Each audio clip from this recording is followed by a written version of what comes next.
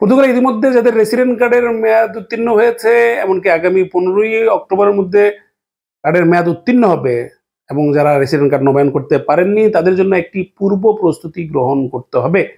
যদি এই পূর্ব প্রস্তুতি গ্রহণ না করেন তাহলে আপনার রেসিডেন্ট কার্ড নবায়নের ক্ষেত্রেও একটি জটিল পরিস্থিতির মাঝে পড়ে যাবেন।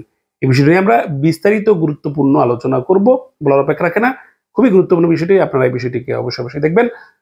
এদিকে রাষ্ট্রপতি বলেছেন যে এই নাগরিকত্ব আইন, এমনকি অভিবাসন আইন, নতুন যে বর্ডার ইউনিট এবং আইআরএস এর যে 4টি বিল সরকার উত্থাপন করেছে সংসদে, এইটির বিষয়ে তিনি অবশ্যই কনস্টিটিউশনাল যে বাধ্যবাধকতা রয়েছে কিনা বা সাংবিধানিক আদালতের কোনো লঙ্ঘন হয় কিনা সেই বিষয়টি তিনি যাচাই করে দেখবেন। অর্থাৎ তাহলে এটি অনুমোদন হতে কিছুটা সময় লাগবে, অর্থাৎ রাতারাতি তিনি হয়তো অনুমোদন করবেন না, বিষয়ে আলোচনা করবো আমরা।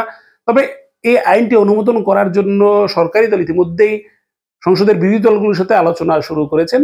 আজ সেগা এবং ইনিশিয়েটিভ লিবারেলের সাথে সরকারি দলের মিটিং হয়েছে এবং পিএস এর জন্য আগামীকাল বৈঠক হওয়ার কথা রয়েছে। এছাড়া এই সংক্রান্ত আরো কিছু আলোচনা রয়েছে। তার সাথে সাথে যারা ইতিমধ্যে আপনাদের প্রথম শ্রেণীতে সন্তানের স্কুল ভর্তির জন্য রেজাল্ট পেয়েছেন, অথবা অন্যান্য যা বয়সের যাদের প্রথম ফার্স্ট সার্কেল অর্থাৎ ক্লাস 9 পর্যন্ত যে সকল সন্তানদের স্কুলে ভর্তির বিষয় রয়েছে, তাদের জন্য কিছু গুরুত্বপূর্ণ আলোচনা রয়েছে। আশা করছি সবাই বিষয়টি গুরুত্ব সহকারে শুনবেন। আজ 2রা জুলাই বুধবার আপনাদের সবাইকে আরো একবার পর্তুগাল টুডেতে স্বাগত জানাচ্ছি। নিশ্চিতভাবে বলার অপেক্ষা রাখে না, ভিডিওটি গুরুত্বপূর্ণ এবং সেই গুরুত্বপূর্ণ বিষয় নিয়েই আসলে হাজির হয়ে আপনাদের সামনে। যদি মনে করবেন যে আমার এই মানবিক সেবার সাথে আপনারা যুক্ত থাকবেন, তাহলে দেরি না করে ভিডিওটি শেয়ার করে দিন এবং অন্যের উপকারে এগিয়ে আসুন। যদি যেটা বলছিলাম যে আমাদের কার্ড রিনিউ হচ্ছে না, দীর্ঘদিন যাবত আমরা অনেকেই মেয়াদোত্তীর্ণ কার্ড নিয়ে বসে আছি এবং সরকার আগামী 15ই অক্টোবর পর্যন্ত এই কার্ডগুলোর মেয়াদ বাড়িয়েছে। তবে এর মধ্যেই সরকার প্রায় 3,74,000-এর বেশি জমে থাকা কার্ড রিনিউ করার পরিকল্পনা গ্রহণ করেছে। অর্থাৎ এই অল্প সময়ের মধ্যে তারা যে কার্ড রিনিউগুলো গ্রহণ করে, এর মধ্যে কিন্তু আগস্টের বন্ধ রয়েছে। সুতরাং এই যে 3 মাস বলা যায়, অলমোস্ট 3 মাসের মধ্যে তারা সবগুলো কার্ড নবায়ন করতে যাবে। তো এই ক্ষেত্রে কিন্তু একটি জটিল পরিস্থিতির সৃষ্টি হবে। অর্থাৎ খুব দ্রুতই আপনাকে কার্ড রিনিউ, অর্থাৎ আপনি যদি ইমেল দেন, ইমেল দিবেন প্রথমে পেমেন্টের জন্য, আপনি পেমেন্ট করার পর আপনাকে বলে দিবে যে আগামীকাল বা আগামী পরশু তোমার কার্ড রিনিউ। তো এই ক্ষেত্রে আমাদের যে মিনিমাম যে ডকুমেন্টগুলো রয়েছে সেই ডকুমেন্টগুলো আমরা কিভাবে জোগাড় করবো। তো এই জন্য আমরা যদি একটি পূর্ব প্রস্তুতি আমরা রাখি, তাহলে কিন্তু খুব সহজেই আমরা আমাদের যে ডকুমেন্টগুলো নিয়ে আমরা হাজির হতে পারবো এবং খুব সহজে কার্ড রিনিউ নিতে পারবো। অথবা কার্ড রিনিউর জন্য যাতে আমাদের আবার সেই ফালতার ফাঁদে পড়তে না হয়। একবার ফালতার ফাঁদে পড়লে কিন্তু আমাদের দীর্ঘসূত্রিত। সুতরাং একটি পূর্ব প্রস্তুতি নেব। তো প্রথমে আমরা জেনে নিই যে আসলে আমাদের কার্ড রিনিউ করতে কি কি ডকুমেন্টগুলো লাগে। আপনারা তো স্ক্রিনে দেখতে পাচ্ছেন যে আমাদের একটি যে কার্ডটি মেয়াদ উত্তীর্ণ হয়েছে সেই কার্ডটি লাগবে, একটি ভ্যালিড পাসপোর্ট লাগবে, পাসপোর্টের মেয়াদ কম থাকলেও কোনো সমস্যা নেই। অপরদিকে আমাদের মেও সাবস্টেন্স করতে, অর্থাৎ আপনি যদি কাজ করেন, কাজ না করেন, তার জন্য আপনার একটি অর্থনৈতিক সক্ষমতা লাগবে। আপনি যেখানে পর্তুগালে আছেন তারা একটি অর্থনৈতিক সক্ষমতা, অর্থাৎ কীভাবে সেটা প্রমাণ করবেন? যিনি কাজ করেন তার আপনার একটি জব কন্ট্রাক্ট আছে, আপনার জব ডিক্লারেশন যেটা আমরা প্রাক্তন ডিক্লারেশন বলি, এমনকি 3 মাসের স্যালারি স্লিপ এবং আইআরএস, এই ডকুমেন্টগুলো হচ্ছে আপনার মেও সাবস্টেন্সিয়া প্রমাণ করে।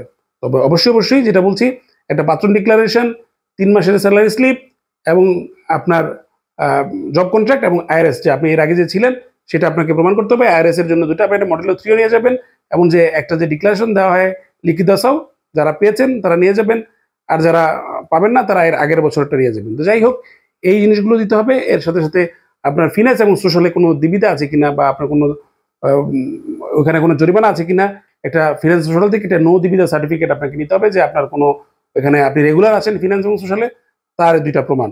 এই ডকুমেন্টগুলো আপনি নিয়ে গেলেই যদি আপনি রাখেন, পূর্ব প্রস্তুতি রাখেন, তাহলে হয়ে যাবে। একটি নদী বিদার ক্ষেত্রে আপনি যে কোনো সময় এটি বের করে নিতে পারেন। এটা যে কোনো সময় আপনার ফিনান্স সোশ্যাল থেকে যদি আপনার ক্লিয়ার থাকে, আপনি যে কোনো সময় বের করে নিতে পারবেন।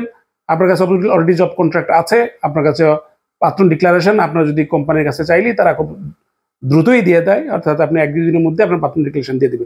যদি মনে করেন যে আপনার মালিক থাকে না এখানে, অন্য কোথাও থাকে, আপনি জোগাড় করতে দেরি হতে পারে, তাহলে আপনি মালিকের কাছ থেকে আগে একটি চেয়ে নেবেন। সাধারণত প্রাক্তন 15 দিন সময় থাকে।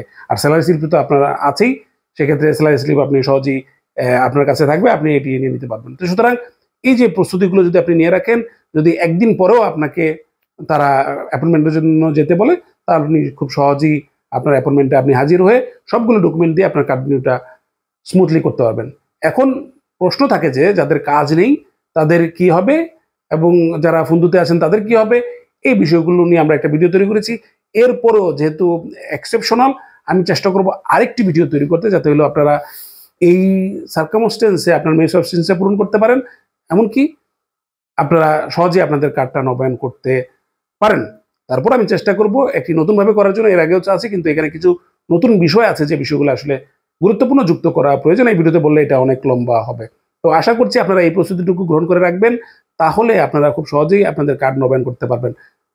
অর্থাৎ আপনাকে তারা ইমেলে যোগাযোগ করবে, ইমেলে যোগাযোগ করে পেমেন্ট করবে, পেমেন্ট করার সাথে সাথে আপনাকে ডেট দিতে পারে। সুতরাং প্লিজ দয়া করে, আপনি ভিডিওটি তো দেখেছেন, যদি আপনি দেখে থাকেন শেয়ার করে অন্যকে দেখার একটি সুযোগ করে দেন। এমন হয়তো পারে অনেক ভাই এই বিষয়টি নাও জানতে পারে, সবাই যে পর্তুগাল ভিডিও দেখে তেমন কথা নয়।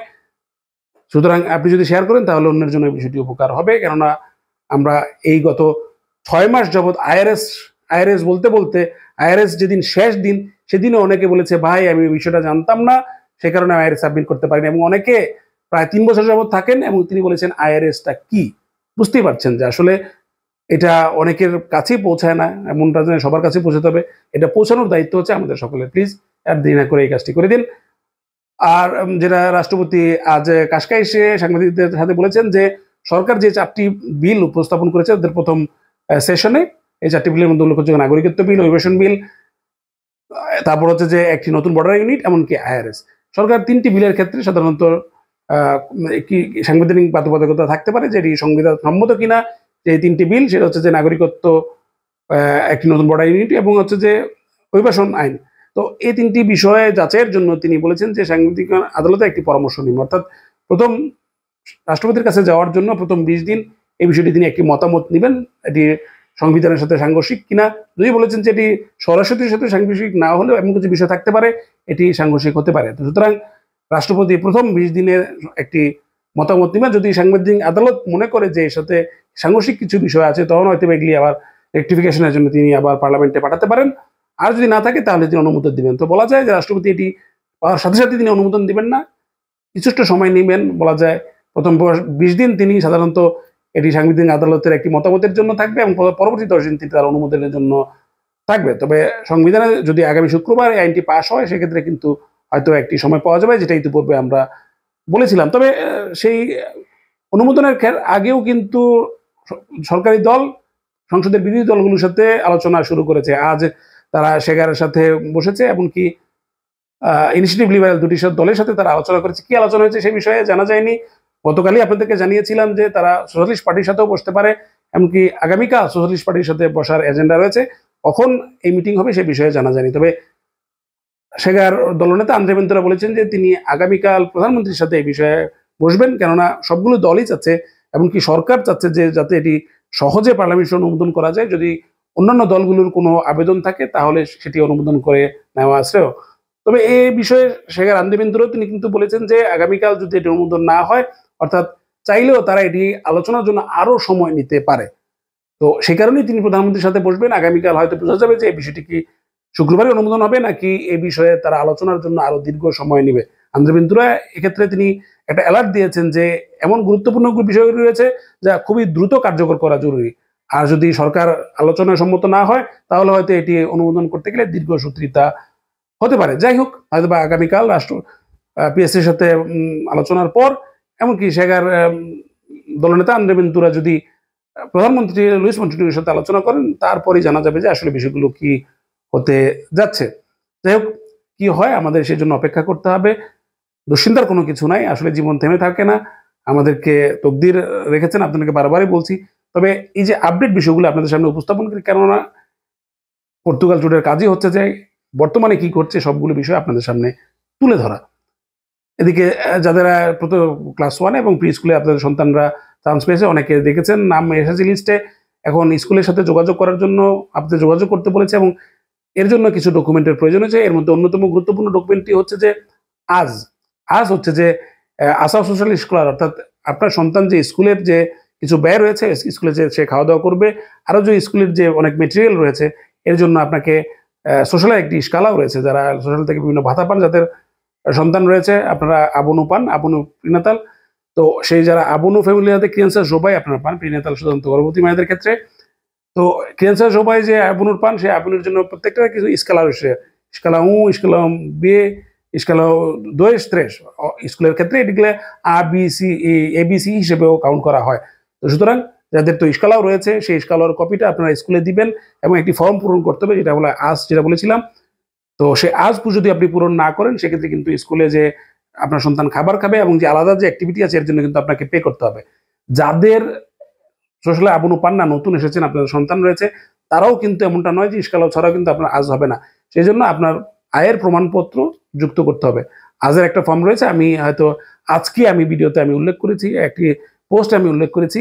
আপনাকে স্কুলে গেলেই তার একটি আজ ফর্ম দেবে, সেই আজ ফর্মটি পূরণ করে ওইখানে আপনার পরিবারের সকলের তথ্য এমনকি আপনার আয়ের যে প্রমাণপত্র যুক্ত করে আপনাকে সাবমিট করলেই আপনার সেই অনুযায়ী আপনার আয় অনুযায়ী আপনার স্কালাও নির্ধারিত হবে।